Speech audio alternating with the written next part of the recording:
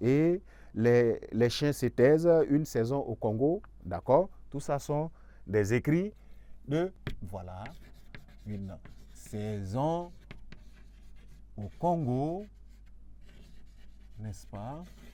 En 1968, voilà, ça c'était peut-être quand plusieurs pays avaient déjà pris leur indépendance. Voilà. Ce qu'il faut retenir de la biographie de Aimé Césaire, à la suite de qui nous notons en troisième lieu, d'accord, un troisième pionnier de combat de cette négritude, de cette négro-renaissance, de cette prise de conscience du nègre ou en tout cas du noir et qu'on inscrit dans sa littérature, c'est bien Léopold Sédar Senghor. Donc, on doit prendre Léopold, n'est-ce pas? Léopold, alors il s'écrit ici Sédar Senghor, n'est-ce pas?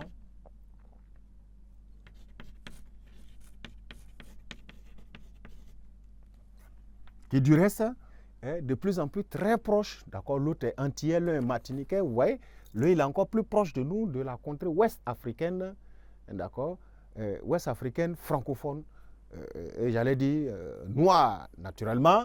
Léopold Sédar Senghor, il est né à Joal, d'accord, au Sénégal, et par la suite accède à l'Hexagone et après le baccalauréat. Vous voyez, la plupart de ces pionniers-là ont parfois commencé les études en Afrique et brillants, naturellement peut-être qu'ils le sont, à la faveur de beaucoup de circonstances, ils se retrouvent dans le décor étranger où, en plus de peut-être voir, constater certaines réalités, d'autres en seront, n'est-ce pas, victimes. Et Léopold Sédar Senghor, de la petite biographie qu'on sait de lui, il était quelqu'un de brillant, d'autant plus qu'il comprendra, par exemple, la langue de l'étranger mieux, parfois peut-être que lui-même. On ne le captera pas. C'était un professeur d'université, d'accord, du haut sommet de la grammaire française, par exemple. Et il a écrit pas mal aussi, d'accord, et pour faire peut-être plus court, Léopold Sédar Senghor, vous allez vous rendre compte le plus facilement possible de Chants d'ombre. Voilà, ce recueil de poèmes qu'il a, assez fantastique, dans lequel il fait essentiellement les louanges de l'Afrique, mais surtout les louanges de la femme. D'accord? Voilà, Chants d'ombre. Voilà. Et Chants d'ombre, en plus de Chants d'ombre, vous verrez que c'est quelqu'un aussi qui a écrit, voilà, Éthiopique.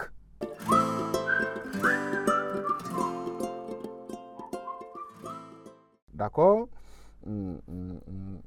Hostie noire, qui est, voilà, Hostie noire aussi, qui est l'un de ses deuxièmes recueils, voilà, en 1948. Voilà, en 1948. Donc, dans Hostie noire, dans cet ouvrage, vous allez vous rendre compte que il loue beaucoup la contribution des Noirs à l'issue de, effectivement, on va dire la deuxième guerre mondiale. D'accord? Et à apprécier Hostie noire, vous allez vous sentir, au fait, c'est une manière de louer la bravoure, la participation, voilà, des Noirs à cette guerre, parfois entraînée de force aussi. On se rappellera des cas de tirailleurs qui venaient un peu partout, mais qui ont gardé en tout cas le nom du complément sénégalais. Les tirailleurs sénégalais, ces compatriotes y ont pris pas cette, mais avec bien d'autres dans Chants d'ombre. Et il a un autre essai éthiopique, dans lequel, en fait, il porte beaucoup sur la magnificence de la femme, etc. Et Chants d'ombre est un recueil de ces poèmes. Voilà, qui nous permet au-delà de tout ce qu'on va retenir en plus du fait de la littérature négro-africaine, si sa promotion a été faite à partir de mouvements nés aux États-Unis, d'accord, on ne va pas oublier que c'est une littérature aussi qui a connu la participation des fils de cette Afrique-là en ces contrées noires en tant que telles. L'Afrique, d'accord, sous nos contrées ou dans nos espaces. Des Sénégalais, des Antillais, des Martiniquais, bien d'autres, des Guyanais, bien d'autres nationalités ou bien d'autres contrées ont participé à l'élan de cette littérature-là et dont le credo principal était une sorte d'émancipation du statut de l'homme noir. Une prise de conscience, d'accord, de sa situation par l'homme noir, pour lancer une sorte de renaissance de cette race-là afin qu'elle puisse s'assumer. Et comme Senghor lui-même, il le dit, d'accord, elle puisse être au rendez-vous des civilisations. La philosophie de Senghor, c'était cela. Toute communauté, toute civilisation, tout peuple puisse être à même d'être suffisamment un peuple pour être présent au rendez-vous des civilisations. Et voilà qui nous permet peut-être d'abréger à partir d'ici, n'est-ce pas, notre parcours sur la littérature négro-africaine écrite de façon générale, là, comme ça, hein, balayée de la négritude, à proprement dit, à la naissance des mouvements tels que la négro-renaissance, d'accord, que vous pouvez canaliser plus ou moins. Sinon, il y a bien d'autres. Les mouvements Black Panthers et autres aux États-Unis sont des faits d'inspiration des mouvements de la négritude.